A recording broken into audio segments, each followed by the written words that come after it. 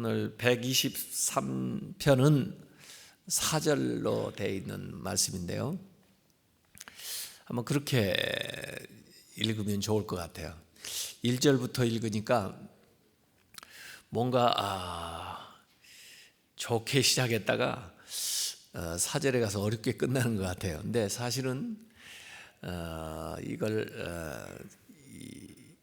4절의 그 상황에서부터 3절, 2절, 1절 이렇게 하나님께 나아가는 그 노래고 기도입니다. 그래서 건물로 말하면 4층 건물이다 이렇게 생각하고 아래층, 제일 아래층은 4절이에요. 그리고 그 위에 층이 3절이고 그 위에 층이 2절이고 그 제일 꼭대기 층이 1절입니다.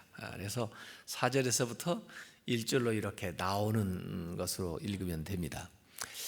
이 시는 그 공동체 탄식시라 이렇게 말할 수가 있는데, 공동체가 이제 어려움을 당하면서 힘든 그 상황 속에서 이걸 어떻게 타개해 나가나, 이 문제를 어떻게 해결해 나가나 그러면서 점점 1층에서 2층으로, 2층에서 3층으로, 3층에서 4층으로 이렇게 이제 올라가는 그런 내용으로 읽으면 되는 겁니다. 그래서 1층에는 공동체가 처한 그 환란이 나와 있는가 하면, 이제 2층에는 구원을 호소하는 것이 나오는가 하면, 그 다음에 이 위층 꼭대기에는 은총을 기다리는 그 모습으로 이렇게 나와 있습니다. 그래서 이 시대적인 상황 같은 거 또 우리의 삶에 이렇게 적용을 해서 이 말씀을 읽으면 좋은데, 이 말씀을 이제 읽으면서 그 히스기야 시대에 그 아수리아가 쳐들어오죠. 그래서 그 사네립을 통해 가지고 사네립이 랍사게를 보내 가지고, 군대 장관이죠. 그 편지 위협하는 말을 합니다. 그때 이제 이 히스기야가 그 편지 온 것을 가지고 하나님의 전에 올라가서 펴놓고 하나님 보시옵소서 하고 기도하는 그런 내용이 열왕기하 19장에 나오는데요. 열왕기하 19장 16절에 그런 말씀이 나옵니다. 여호와여 귀를 기울여 들으소서, 여호와여 눈을 떠서 보시옵소서. 사네립이 살아계신 하나님을 비방하려 보낸 말을 들으시옵소서 하고 하나님 앞에 이제 기도하는.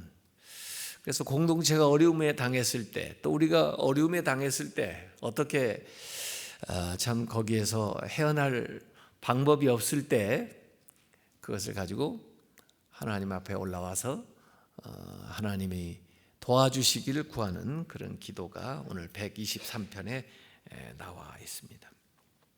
여기 눈에 대한 이야기도 나오고요. 눈, 그리고 손에 대한 이야기가 여러 번 나옵니다. 종의 눈, 여종의 눈, 우리의 눈, 우리의 눈이 하나님을 향하는 거예요. 주인을 향하는 그 종의 눈처럼 우리가 하나님만 바라봅니다, 이런 거예요. 그래서 주인과 종의 관계를 오늘 비유해 가지고 하나님과 우리와의 관계로 비유해서 얘기를 하고 있습니다. 그래서 종이 주인의 눈을 바라보면서 뭐라고 명령이 떨어지는지, 뭘 시키는지 이렇게 준비하고 있는 것처럼 우리가 하나님에게 주목하면서 하나님의 말씀을 기다린다는 거죠. 그래서 그 상전의 손, 여주인의 손으로 표현된 것은 하나님의 손인데, 하나님의 손이 뭐냐? 도움이죠. 하나님의 손이 뭐냐? 구원이죠. 은혜죠. 또 선물이죠. 축복이죠. 이런 것들을 이렇게 베풀어 주시는 주님의 그 손을 우리가 바라봅니다. 기다립니다.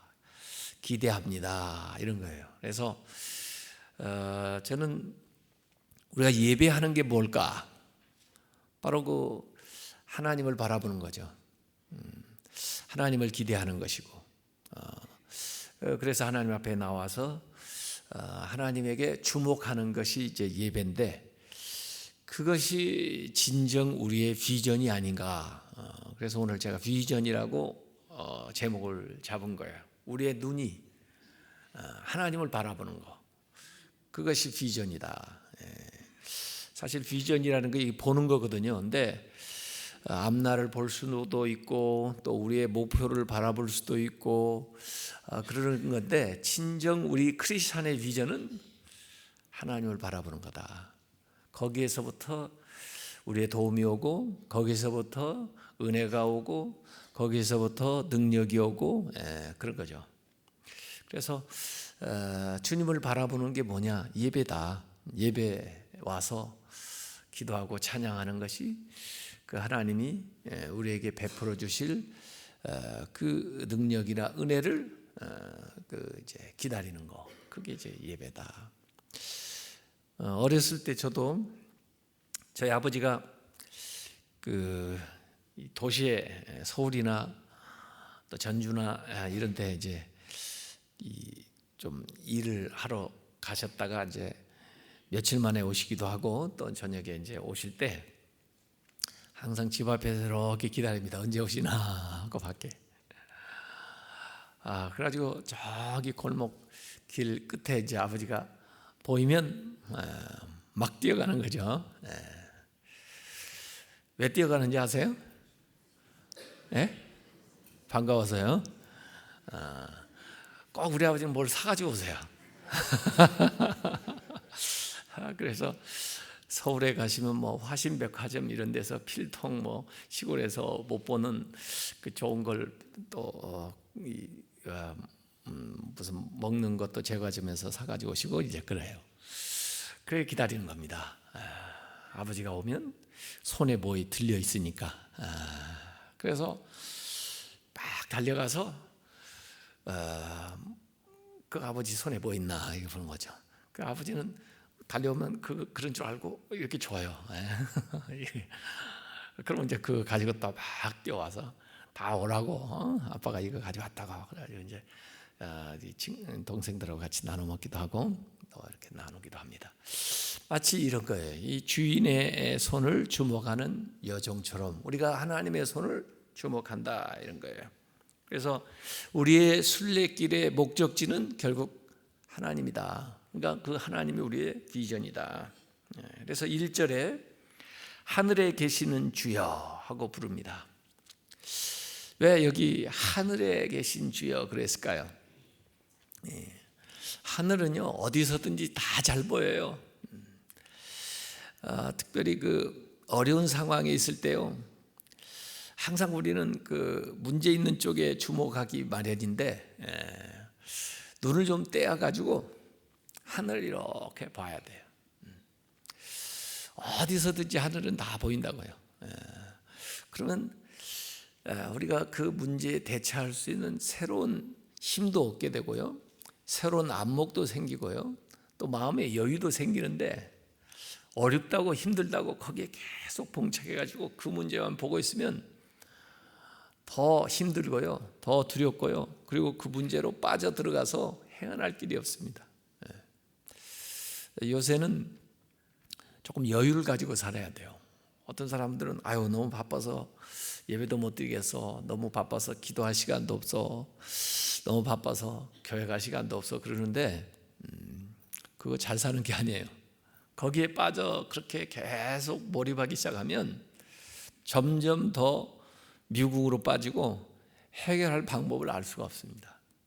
그래서 눈을 들어서 하늘을 봐야 됩니다.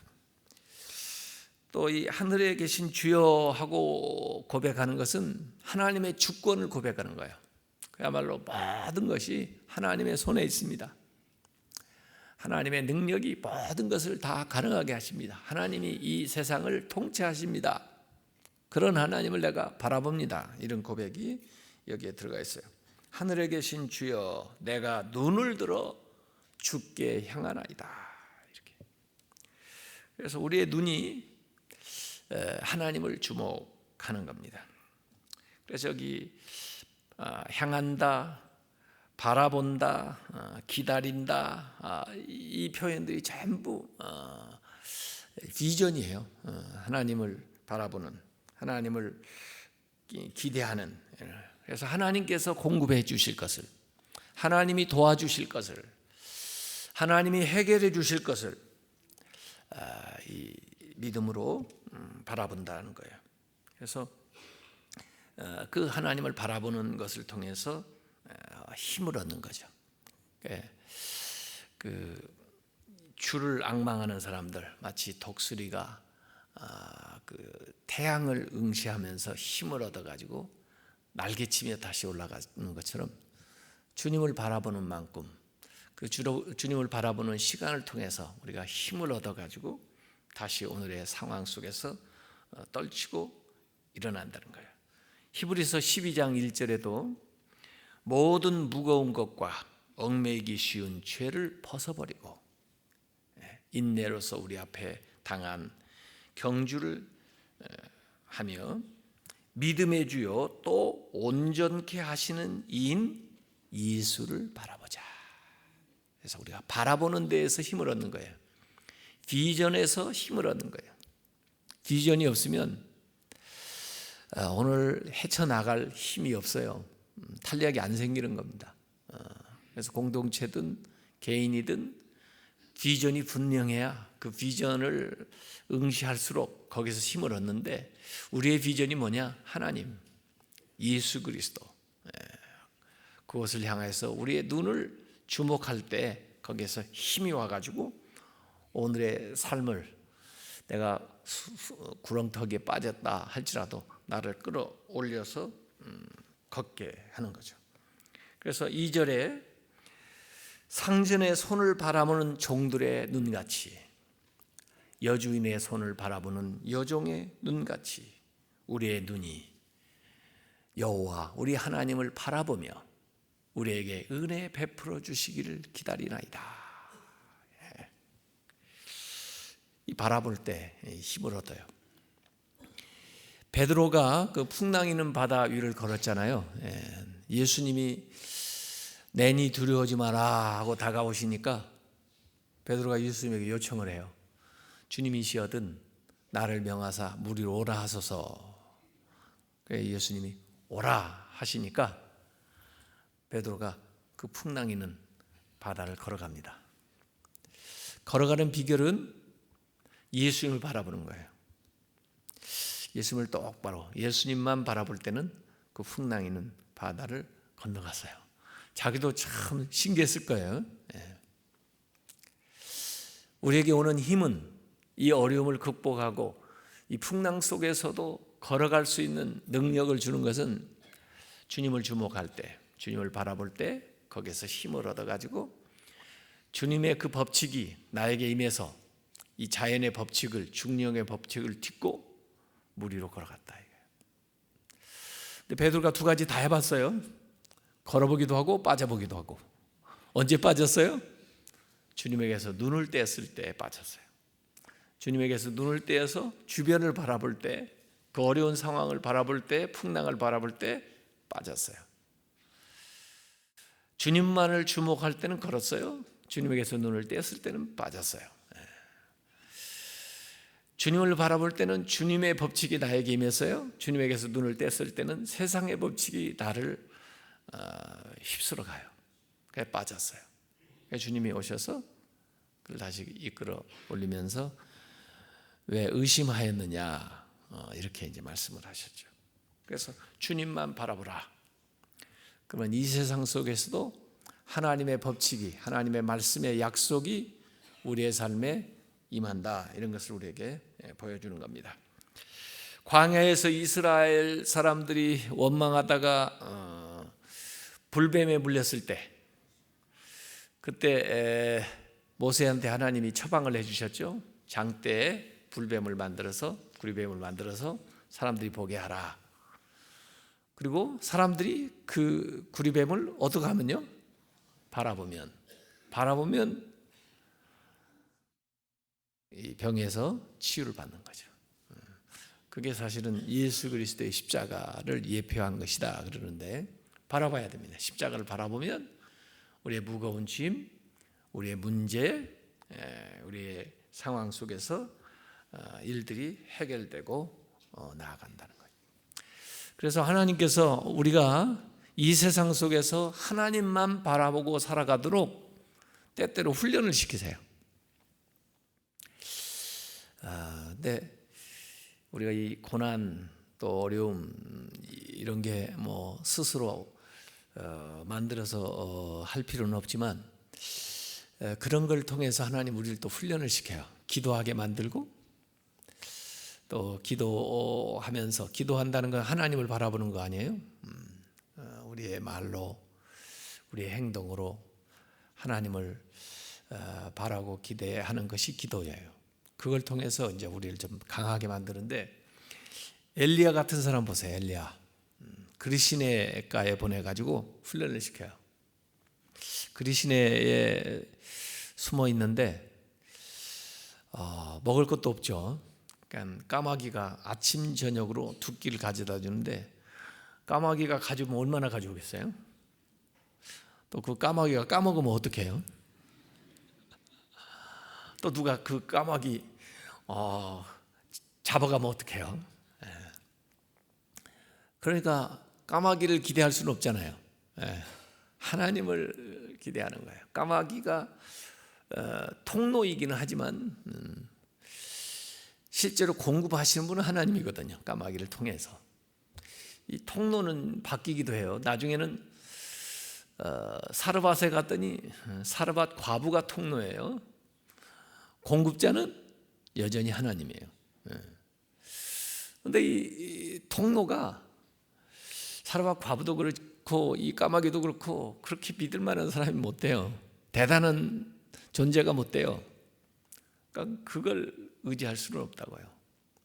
그 더 멀리 계시는, 더 위에 계시는, 그 뒤에 계시는 그 공급자 되시는 하나님을 바라보는 훈련을 시키는 겁니다. 그래서 결국 엘리야의 훈련은 하나님만 바라보는 훈련을 시키는 거예요. 계속해서. 그 말라가는 시냇물을 의지할 수가 있어요? 그 의지할 수 없어요. 그래서 공급자 되시는 하나님, 이 하나님이 어떻게, 어떤 방법을 통해서, 어떤 채널을 통해서, 통로를 통해서 일하시나. 하나님이 일할 수 있는 방법은 수십 가지, 수백 가지예요. 그래서 하나님만을 바라보는 거죠. 그래서 하나님은 이렇게도 역사하시고 저렇게도 역사하시고 이렇게도 공급하시고 이렇게도 문제를 풀어주시고, 성경에 많은 해결점들이 나와 있지만 결국은 우리가 하나님을 바라보면 하나님이 그 상황에 그 사람에게 필요한 방법으로 길을 열어주신다는 거죠. 그래서 고난 가운데 그 함몰되지 말고 하나님을 바라보는 거예요. 그러면서 뭐라고 기도하느냐? 오늘 보니까 은혜 베풀어 주시기를 원하나이다. 은혜를 베푸소서, 은혜를 베푸소서. 이렇게 2절 하반절하고 3절에 3번 이렇게 나옵니다. 근데 은혜를 베푸소서인데 실제로 이게 은혜라고 우리가 이렇게 번역을 해놨는데 뭐에 더 가깝냐면 긍휼이에요. 긍휼 베푸소서. 영어로 돼 있는 성경을 보면 mercy on me 그랬어요. mercy. 은혜하고 긍휼하고 조금 달라요. 불쌍히 여겨달라. 이 긍휼은 불쌍히 여겨달라 그 말이에요. 그래서 실제로 이 기도 3번에 나오는 기도는 불쌍히 여겨 주옵소서, 불쌍히 여겨 주옵소서, 불쌍히 여겨 주옵소서, 그렇게 기도하는 거예요.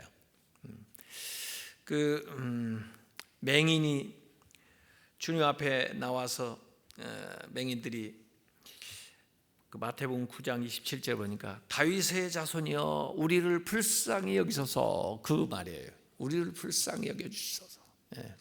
하나님 앞에 우리가 할 수 있는 가장 강력하면서 단순한 기도가 이 기도입니다. 불쌍히 여겨 주옵소서. 여러분이 어려움에 처했을 때 뭐 여러 가지로 표현할 수 없는 것들이 있을 때 복잡하게 기도하지 마시고 그냥 이렇게 단순하게 기도하면 돼요. 하나님, 나를 불쌍히 여겨 주옵소서. 저희를 불쌍히 여겨 주옵소서. 불쌍히 여겨 달라. 여기 하나님 앞에 긍휼을 베풀어 달라 하고 기도하는 거예요. 그래서 여기 이제 3절 하반절에서 4절까지 보면은 오늘 현재의 상황을 얘기한다고 그랬는데, 심한 멸시가 우리에게 넘치고 있고, 안일한 자의 조소가 뭐라고 막 우리를 조롱하는 거, 또 교만한 자의 멸시, 특별히 교만한 자들은요, 하나님이 없다는 자들이에요. 이들의 그 멸시가 우리에게 지금 이렇게 넘치고 있으니 우리를 불쌍히 여겨 주소서, 우리를 불쌍히 여겨 주옵소서, 이렇게 하고 기도하는 겁니다. 그래서 그렇게 말하는 자들의 그 말에만 귀를 기울이지 마시고, 또 그렇게 행동하는 자들만 바라보고 실망하지 마시고, 그러면 영적 침체에 빠지는 거예요.